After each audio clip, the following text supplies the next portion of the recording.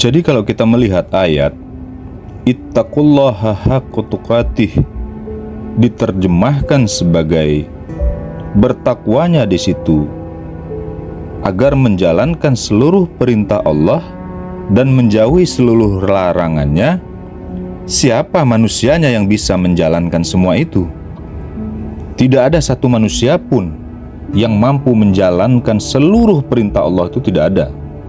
Begitupun menjauhi seluruh larangannya, tidak ada yang mampu menjauhi seluruh larangannya, seluruh manusia pun. Namun para arif billah menjelaskan bahwa bertakwa dengan sebenar-benarnya bertakwa itu adalah bertuhan dengan sebenar-benarnya bertuhan. Ini tentu harus diajar, bukan mengerti dengan sendirinya. Jadi kalau sudah diajar, maka dia baru bisa beristiqomah namanya. Dan istiqomah ini pun tidak bisa kita artikan terus-menerus baik, karena manusia tidak ada yang terus-menerus baik, itu tidak ada. Tetapi istiqomah itu adalah terus-menerus menjaga keterhubungan dirinya kepada Allah itu setelah diajarkan ilmunya oleh mursyidnya. Makanya terus-menerus kita sampaikan untuk mendalamin agama Islam ini harus kepada mursyid-mursyid yang memiliki jalur silsilah kemursyidaan yang sambung menyambung sampai kepada baginda Nabi Muhammad SAW itu. Karena disitulah kemurnian ajaran Nabi Muhammad SAW itu ada. Dan jika kita melalui bimbingan seorang mursyid, kita itu akan diajarkan dari pokok pertamanya ilmu tauhid itu. Bukan kita diajarkan ibadah, tetapi diajarkan bertuhan terlebih dahulu, baru nanti diajarkan kesempurnaan ibadah-ibadah di dalam Islam ini. Ya, tapi memang di zaman sekarang ini tidak bisa kita pungkiri bahwa seluruh umat Islam itu telah mengerti bagaimana menjalankan ibadah-ibadah yang ada di dalam agama Islam ini. Tapi ingat, seluruh ibadah-ibadah yang kita kerjakan itu sesungguhnya juga telah diperintahkan Allah sebelum umat Nabi Muhammad SAW ini. Misalnya sholat, puasa, zakat, maupun tawaf di Baitullah, itu juga sudah diperintahkan Allah kepada umat-umat sebelum Nabi Muhammad SAW. Namun kalau kita lihat runut ke belakang, begitu ayat Iqra pertama sekali turun sampai perintah sholat itu berapa tahun? Dan selama masa setelah perintah Iqra itu turun sampai perintah sholat itu turun, itulah ajaran murni yang diajarkan oleh Nabi Muhammad SAW itu sebagai penanaman tauhid tentang pengenalan kepada Allah itu kepada sahabat dan kepada seluruh umat pada zaman itu.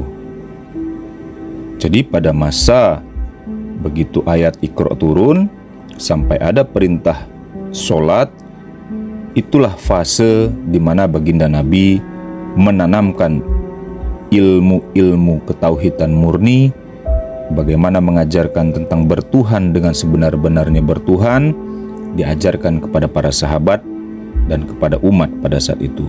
Baru ada perintah sholat. Itulah yang dikatakan Nabi berdakwah, mendakwahkan tentang kalimat tauhid La ilaha illallah Muhammad Rasulullah. Tetapi bukan mengajarkan orang mengucap. Kalau mengucap, semua orang Arab itu sudah bisa mengucapkan La ilaha illallah Muhammad Rasulullah, itu sudah bisa. Tapi untuk memahami makna, mendalamin ilmunya, itulah yang ditanamkan kepada dada setiap umat pada saat itu. Jadi kalau ditanya duluan mana Nabi mengajarkan sholat, apa mengajarkan ilmu tauhidnya?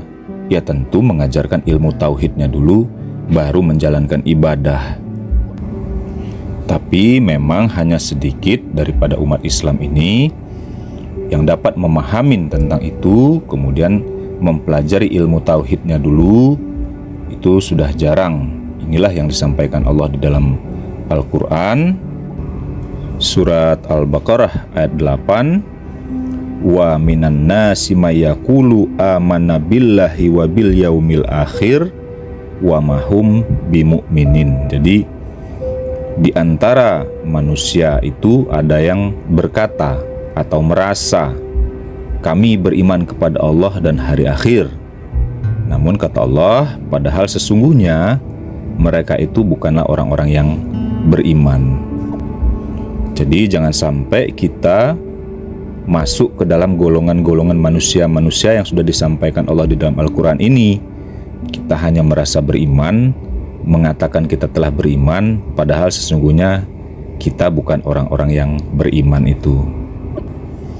Jadi agar kita tidak termasuk ke dalam golongan manusia-manusia yang dijabarkan Allah di dalam Al-Quran surat Al-Baqarah ayat 8 ini, maka penting bagi kita untuk mempelajari ilmu tauhid yang murni yang telah diajarkan oleh baginda Nabi itu tentang ketuhanan itu.